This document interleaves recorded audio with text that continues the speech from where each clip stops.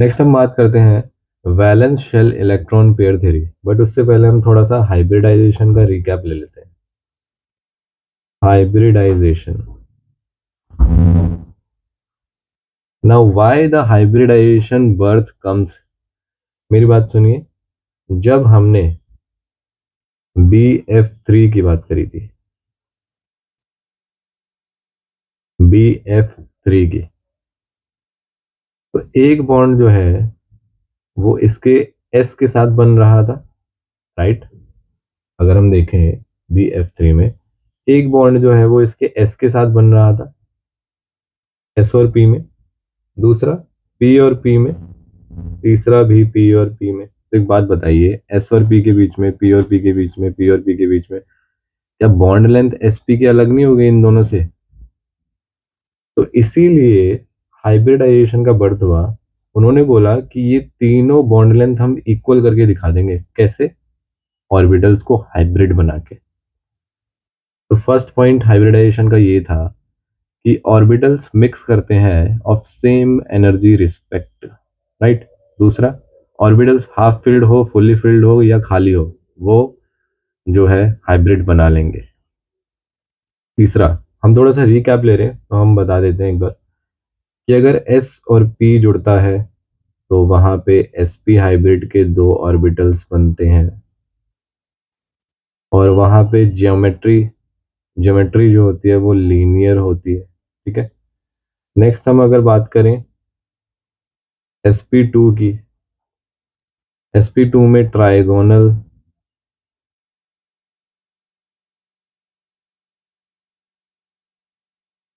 ठीक है, triangular planar, तो वहां पे 120 डिग्री एंगल के साथ बनता है ऐसे। नेक्स्ट हम बात करते हैं sp3 की, तो वहां पे टेट्राहेड्रल होता है, राइट। एंड टेट्राहेड्रल होने के साथ साथ जो एंगल होता है वो 109.28 डैश होता है, ये ध्यान रखिए। उसके बाद sp3d, यहाँ पे ट्राइगोनल बाई पिरामिडल, जो कि कैसा दिखता है, ऐसा देखिए। ये हो गया इक्विटोरियल, यहाँ पे 120 120 120 बनेगा। और ये हो गया एक्सियल वन, ठीक है, तो ऐसे बनेगा। PCl5 है इसका एग्जाम्पल एक, ठीक है। उसके बाद sp3d2, जहाँ पे ऑक्टाहेड्रल, ऑक्टाहेड्रल, तो ऑक्टाहेड्रल ऐसे बनेगा, ठीक है। उसके बाद आता है sp3d3, यहाँ पे देखा जाता है पेंटागोनल बाई पिरामिडल। अभी हम VSEPR की बात कर रहे हैं, तो नेक्स्ट वीडियो में हम हाइब्रिडाइजेशन की इन डिटेल बात करेंगे। तो यहाँ पे पेंटागोनल बाई पिरामिडल कैसा दिखेगा, देखिए। यहाँ पे एक पेंटागन बन जाएगा, 1 2 3 4 5 का पेंटागन, और ऊपर और नीचे एक्सियल वाले होंगे, ये एक्सियल है, करेक्ट है, ये दोनों एक्सियल है, ठीक है। अभी हम बात करते हैं in detail VSEPR theory.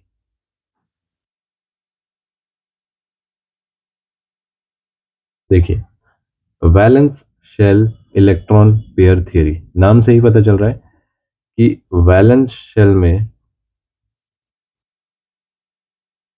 Electron के पेयर्स हैं जिनके रिपल्शन की वजह से जियोमेट्री चेंज हो जाती है into shape. Now what is shape and geometry? ध्यान से मैं आपको लिखवा देता हूं इसको, मैं यहाँ पे लिख भी देता हूँ। ज्योमेट्री एंड शेप में डिफरेंस क्या है? Geometry depends on number of atoms bonded plus lone pair is also counted in geometry. यानी कि अगर मैं H2O की बात करूं, फॉर एग्जांपल H2O, तो H2O में ऐसे दो लोन पेयर होते हैं, तो उसके हिसाब से लोन पेयर भी काउंट हो जाएगा। और यहाँ पे जो हाइब्रिडाइजेशन आ जाएगा, हाइब्रिडाइजेशन को Z से डिनोट करते हैं, अभी मैं बताऊंगा कैलकुलेट कैसे करते हैं। Z उसके लिए जो है वो 4 हो जाएगा।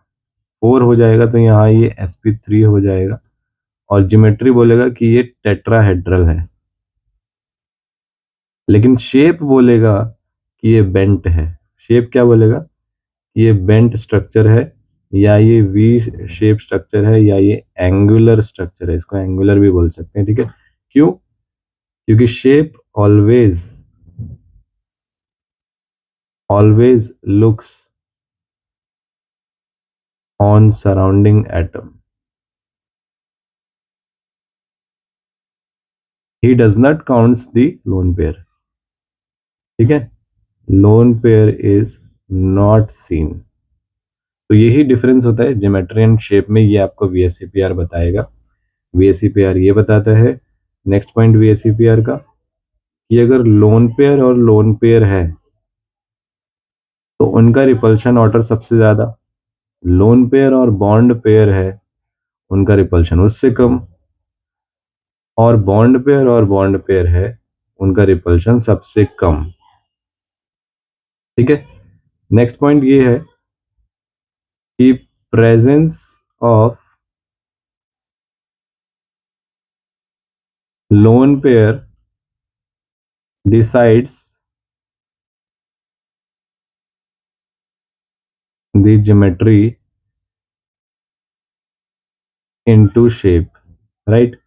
यानी कि after presence of lone pair geometry इस तरीके से अरेंज हो जाएगी कि वो शेप में कन्वर्ट हो जाएगी, राइट। जो चीज टेट्राहेड्रल होनी चाहिए थी उसको आप बेंट बोलेंगे because of repulsion of lone pair. यहाँ पे रिपल्शन होगा, ये इसके एंगल में डिफरेंस ला देगा। अभी हम देखेंगे एंगल में डिफरेंस कैसे लाएगा, ठीक है। तो ये हमने पॉइंट्स डिस्कस करें।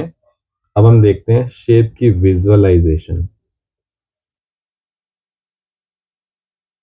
जो बच्चों को सबसे ज्यादा प्रॉब्लम होती है शेप की विजुअलाइजेशन में, देखिए सबसे पहले हम बात करते हैं जेड कैसे कैलकुलेट करते हैं।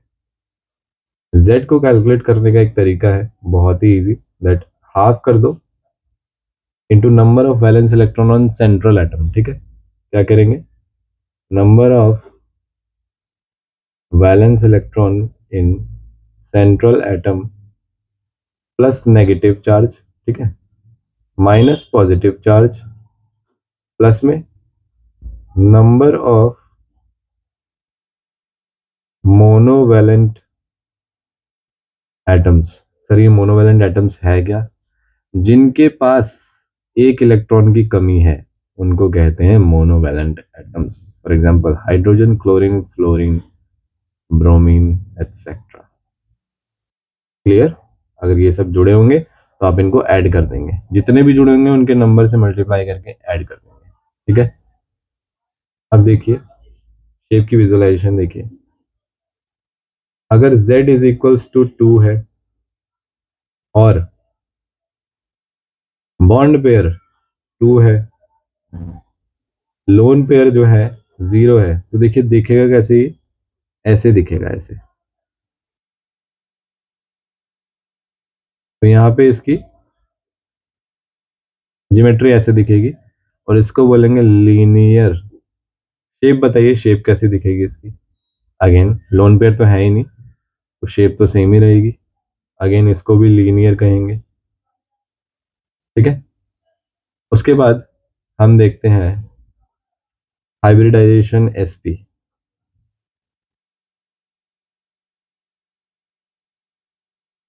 ठीक है। sp के लिए देखते हैं। अभी हम एग्जाम्पल नंबर 2 के बारे में देखते हैं, ठीक है। तो ये एग्जाम्पल नंबर 1 था। अच्छा मेरी बात सुनिए, क्योंकि z इज इक्वल्स टू 2 है इसलिए हमने उसको बोला sp, ये ध्यान रखिए। sp हाइब्रिडाइजेशन है। z इज इक्वल टू 3 होता तो हम क्या बोलते हैं, sp2। यस, हम उसको बोलते हैं sp2। z is equal to 4 होता तो sp3। ऐसे ही इंक्रीज करते करते आप बढ़ाते चले जाते। ठीक है, उसके बाद एग्जाम्पल नंबर 2 देखो। अगर z इज इक्वल्स टू 3 हुआ और बॉन्ड पेयर 2 है और लोन पेयर 1 है तो कैसा दिखेगा, देखिए ऐसा है, और बीच में एक लोन पेयर ऐसे होगा। ज्योमेट्री तो सेम रहेगी, ट्राइगोनल प्लेनर, ट्राइगोनल प्लेनर। लेकिन लेकिन लेकिन यहाँ पे लोन पेयर है, यहाँ पे बॉन्ड पेयर है, इनके बीच में रिपल्शन हो जाएगा। तो ये वाला एंगल बढ़ गया, ये वाला एंगल घट गया, डिक्रीज हो गया। तो यहाँ पे बेंट शेप दिखेगी आपको, लेकिन ज्योमेट्री सेम ही बताओगे आप, इसको आप बेंट बोलोगे, या वी शेप्ड या एंगुलर। अच्छा मुझे बताइए कि ये एंगल कितना था। ये एंगल एक्चुअली में था 120 डिग्री, लेकिन अब 120 डिग्री से लेस हो गया है, ये ध्यान रखिए। उसके बाद देखिए, अगर अगर अगर मैं एक और केस ले लेता हूँ, 1 2 3 4 5, 5 का केस ले लेता हूँ। हाइब्रिडाइजेशन आया 5, ठीक है, और लोन पेयर आया 1 और ये आया 4। 5 पे आप क्या बोलते हैं, जल्दी से बताइए, sp3d। और वहां पे ध्यान रखिए होता है ट्राइगोनल बाइपिरामिडल, ट्राइगोनल बाइपिरामिडल। लेकिन एक चीज ध्यान रखिए, जैसे ही जैसे ही एक लोन पेयर की एंट्री हुई वहां पे शेप चेंज हो जाएगा। कैसे, ऐसे देखिए, ये मान लीजिए बीच में सेंट्रल एटम है और ये ऐसे बदल जाएगा। समझ नहीं आया, समझ नहीं आया, ध्यान से देखिए ना। अरे एक काम करिए ना, मेरी बात सुनिए। ये देखिए, ये है एक्सियल, ये है एक्सियल, यहाँ पे ऐसे इक्वेटोरियल था, इसकी जगह ही तो लोन पेयर आया है, ऐसे लोन पेयर आ गया। लोन पेयर बॉन्ड पेयर के बीच में रिपल्शन, बस इसको ऐसे देखोगे। पता है इसको क्या कहते हैं, इसको कहते हैं सी सॉ शेप, सी सॉ शेप। अब मेरी बात ध्यान से सुनिए कि अगर हाइब्रिडाइजेशन 5 है और sp3d इसको कहते हैं, और अगर बॉन्ड पेयर 4 है, 4 की जगह अगर 3 हो जाए तब क्या होगा, और दो लोन पेयर आ जाए, दो लोन पेयर आ जाए, तब ये दो लोन पेयर इधर आ जाएंगे, ऐसे ओरिएंट, मतलब लोन पेयर जो ओरिएंट करेगा ना अपने आप को, बेस्ट पोजीशन पे ओरिएंट करेगा, लेकिन आपको याद रखना है कि ऐसे ओरिएंट होगा। ध्यान दीजिए, ये ऐसे होगा, यहाँ पे दो लोन पेयर आ जाएंगे, ये एक्सियल वाले, ये इक्वेटोरियल वाले। पता है इसको इधर से देखोगे तो ये टी दिखेगा, इसको कहते हैं टी शेप, लेकिन ज्योमेट्री सेम बोलनी है, ट्राइगोनल बाई पिरामिडल, ये ध्यान रखना। अब देखिए एक और केस देखिए, मैं आपको एक और केस दिखाता हूँ। अभी हम बात करने वाले हैं 1 2 3 4 5 6। एक काम कर लेते हैं, 6 ले लेते हैं, जेड को 6 ले लेंगे तो ये क्या हो जाएगा, sp3d2, यानी कि ऑक्टाहेड्रल। ऑक्टाहेड्रल क्या है, इसकी ज्योमेट्री है, कुछ ऐसे दिखेगा। अगर 6 के साथ बॉन्ड पेयर आपको 5 दिखे और लोन पेयर आपको 1 दिखे, तब कैसा दिखेगा, ध्यान रखिए। मैं लोन पेयर नीचे बना रहा हूं, फिर आपको दिखाता हूँ शेप का विजुअलाइजेशन। ठीक है, मेरे को एक बात बताइए, नीचे आपको एक स्क्वायर सा शेप नहीं दिख रहा, ऊपर अगर इसको ज्वाइन कर दे एक पिरामिड दिख जाएगा, इसी को कहते हैं स्क्वायर पिरामिडल। तो आपको ये सब याद नहीं रखना कि 5 बॉन्ड पेयर है, एक लोन पेयर है तो क्या होगा। आप बना के देखिए, उसके बाद देखिए शेप विजुअलाइजेशन, ठीक है। उसके बाद देखिए अगर इसी में 4 बॉन्ड पेयर आ जाए और 2 लोन पेयर आ जाए, एक लोन पेयर इधर एक लोन पेयर इधर, ऐसे ओरिएंट हो जाएगा। पता है इसको क्या कहते हैं? Square planar. बस ये हो गया आपकी सारी शेप की डिस्कशन। अभी हम एक काम करते हैं, क्वेश्चन कर लेते हैं। एक क्वेश्चन कर लेते हैं, हम करते हैं ICl2 नेगेटिव। ICl2 नेगेटिव, इसमें आपको क्या बताना है? ज्योमेट्री बताना है, शेप बताना है और हाइब्रिडाइजेशन बताना है। तो मेरी बात ध्यान से सुनिए, सेंट्रल मेटल कौन है? आयोडीन है। और आयोडीन के पास वैलेंस इलेक्ट्रॉन्स कितने होते हैं? Half into number of valence electron 7, क्योंकि नेगेटिव चार्ज है तो +1, और क्योंकि क्लोरीन है तो 2 × 1 करेंगे मोनोवैलेंट एटम 8, और ये 10 डिवाइडेड बाय 2 कितना आ जाएगा? 5 आ जाएगा। 5 का मतलब क्या है, यहीं से देख लेते हैं। 5 का मतलब है sp3d, यानी कि ज्योमेट्री क्या हो जाएगी आपकी? Trigonal bi pyramidal. लेकिन लेकिन लेकिन सर लोन पेयर कैसे पता लगाएं? देखिए ध्यान से देखिए, z इज इक्वल्स टू 5 है, और z इज इक्वल्स टू, मैं आपको एक और फॉर्मूला बता देता हूँ कि bond pair plus lone pair होता है। एक बात बताइए, I है और यहाँ पे ऐसे Cl लगा होगा, तो 2 बॉन्ड पेयर हैं, तो 5 - 3 हो जाएगा। तो लोन पेयर कितने आए? 3। अब इन 3 को अरेंज कर दीजिए, 1 2 एंड 3। मुझे एक बात बताइए, ये वाले जो हैं वो एक्सियल होंगे, ऑब्वियस सी बात है, और ये इक्वेटोरियल होगा। शेप आपको कैसी दिखाई दे रही है? शेप आपको दिखाई दे रही है लीनियर। तो हाइब्रिडाइजेशन के क्वेश्चन ऐसे सॉल्व होंगे। Thanks a lot for watching this video. अगले वीडियो में हम बात करेंगे hybridization in detail and molecular orbital theory in detail.